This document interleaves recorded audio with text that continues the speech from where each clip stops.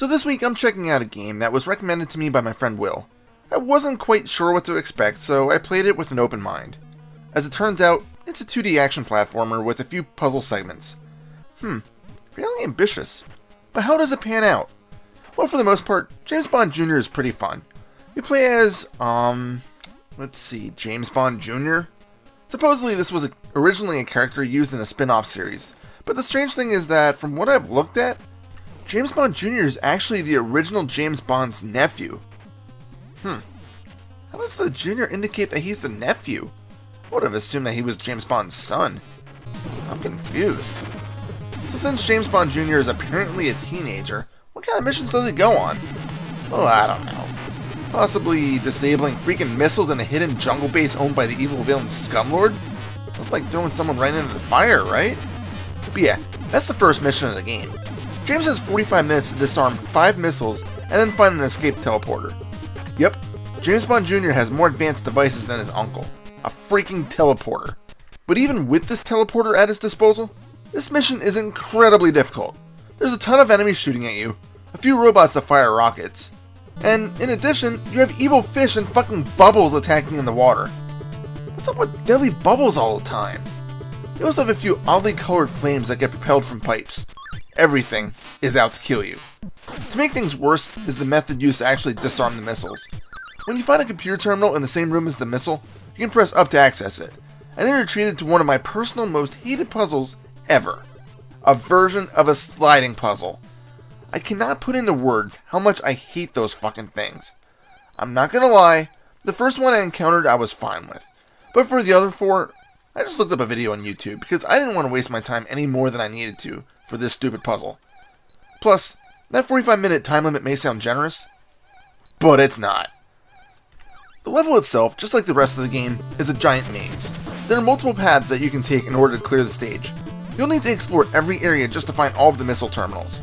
Once you disable all of the weapons, you have to find the end area, defeat a stupid boss, and then enter the teleporter to complete the stage. You then get a password and start the next stage. Here's my biggest gripe about the game. Enemies take way too many shots before being defeated. Seriously, look at this! Look at this! Fucking die already! I get that some of these things are robots and that the humans might have bulletproof vests. What the fuck is James shooting? A fucking BB gun with plastic pellets? What about the bombs he throws? Many enemies still take a ton of shots. Like the bomb is more like those fireworks that you throw on the ground really hard to hear them pop. Yeah, you know what I'm talking about. Do you have an urge to go buy some of them? So do I, actually. The nukes that you find aren't much better. When using them, the screen flashes, but for the first time, nothing happens. Was it a dud? Just a flashbang? No, these sticks of dynamite function like flashbangs. No, you need 2 freaking nukes in order to kill this guy. I cannot believe the lack of power these weapons have. Even better, you have limited ammo with your pistol. Maximum is 99 bullets, and you have to pick up a box of ammo in order to fully replenish it. The only good thing is that if your ammo dips below 20 bullets, it will automatically regenerate slowly until it reaches back to 20. So this way, you really can't run out of ammo. That's the biggest problem with the game. Yet there was one area that I got to in the first stage that seemed to be a roadblock, as there was no way to backtrack. So if you jump down to this area and figure out that you missed something, too bad, so sad, restart the damn game. To my knowledge, there's no way to backtrack beyond this point. This is a fatal flaw that really should have been fixed when playtesting. In the second level, instead of disabling the missile silo, you're tasked with hacking safes in order to find blueprints. But if you don't have the instruction manual or internet access, you'll have no idea on what to do. Here's the deal. You find a safe and you start to crack it. That number in the middle is the amount of chances that you have before you're kicked out of the safe and have to start over. When a number turns white, it means that you have the correct number for that dial. Once all 4 dials are correct, the safe will open and you'll find either a blueprint or a bomb. If you don't move out of the way quickly, you'll take a little bit of damage if it is a bomb. The third level, I have no idea.